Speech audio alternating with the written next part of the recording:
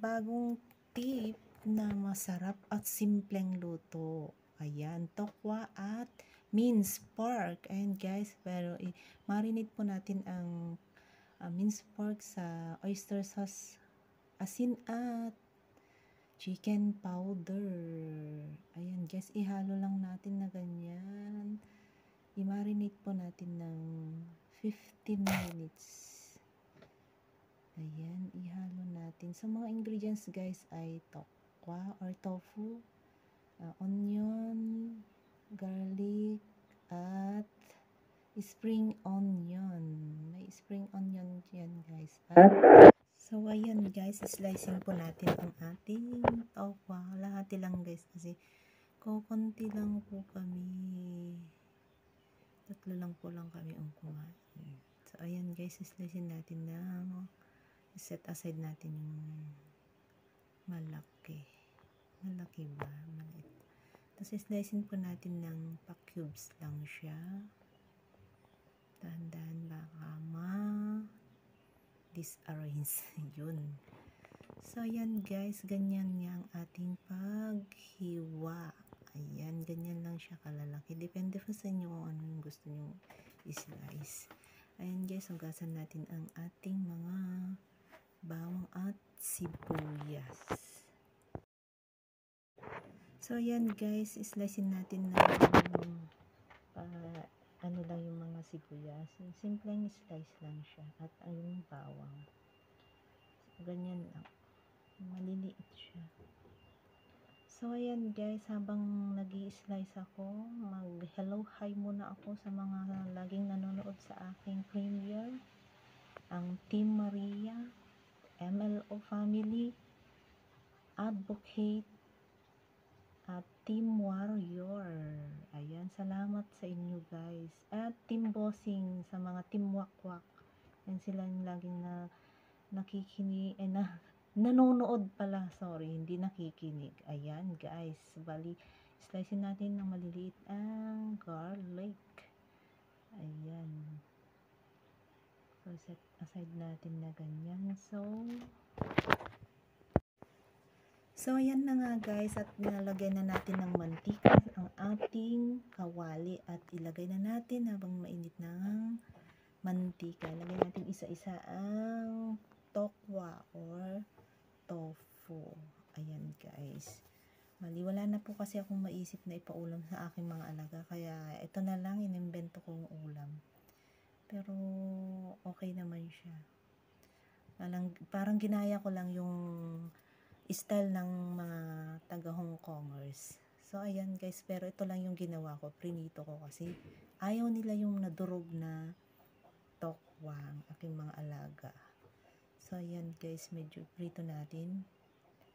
So, isa-isa, baka ito'y madurog.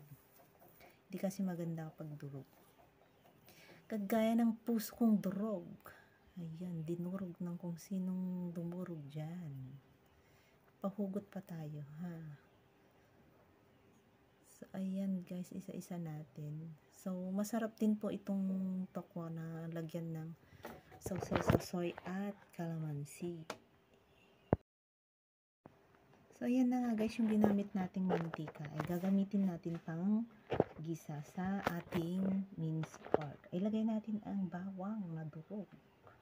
Durog na naman or na-chop. Ayan na lang, na-chop na lang, huwag nang durog. At ang ating sibuyas. So, ayan guys, medyo i-ano lang natin yan. So, next na ilagay natin ay ang na-marinate na minced pork. Ayan guys. Nilutuin lang natin na konti. Halo-halo natin. Ayan, konting halo lang para hindi siya Kasi ang minced pork dito guys, hindi nila lulutuin ng matagal. Kasi mawawala daw yung lasa ng karne.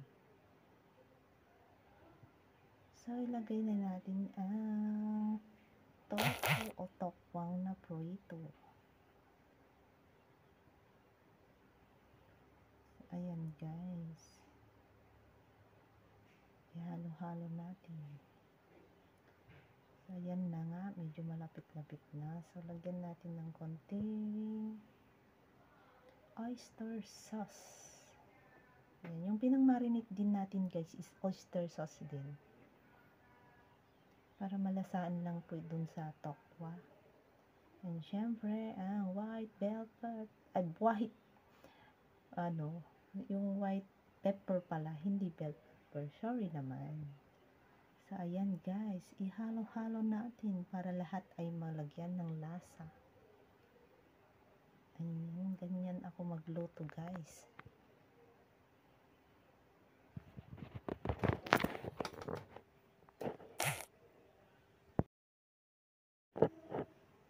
So, ayan na guys, ilagay na natin ang spring onion na attract sa ating lulutuin. Ayan, ating niluto pala kasi naluto na siya. Ready to serve na guys. Ayan, nabubuyur na naman ako. Ayan, salamat guys sa laging panonood ng aking mga uploaded video.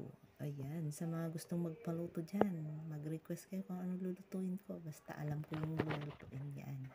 So, ayan guys, ready to serve na. At mukhang yummy na. O, lagay na natin sa ating lalagyan. So, ayan guys, tapos na nga. Thank you sa panonood. Hindi makita. Ayan, thank you so much guys. So, ayan na guys, luto na nga, ready to serve. Thank you for watching. Bye!